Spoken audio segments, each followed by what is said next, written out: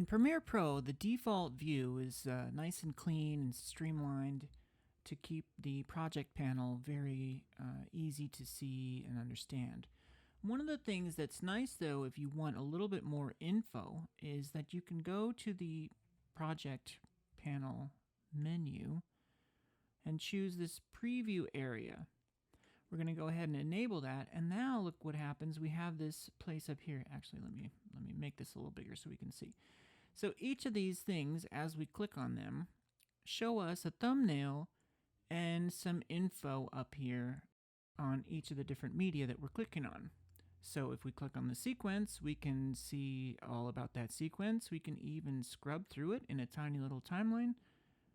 And the same thing happens on a regular clip, which is just an MP4. We can scrub through it quickly if we want, or we can click this icon here to set the poster frame.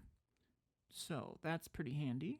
The other thing is if we switch from list view over to icon view, we'll see that the media files, if we hover over the thumbnail, we will get a tiny timeline there at the bottom, and you can see that black dot is our playhead.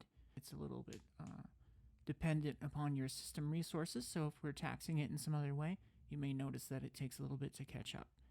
So if I put my cursor directly over the clip, you can see as I move left to right, it will scrub through that sequence. And you can tell it's a sequence by this little icon in the corner.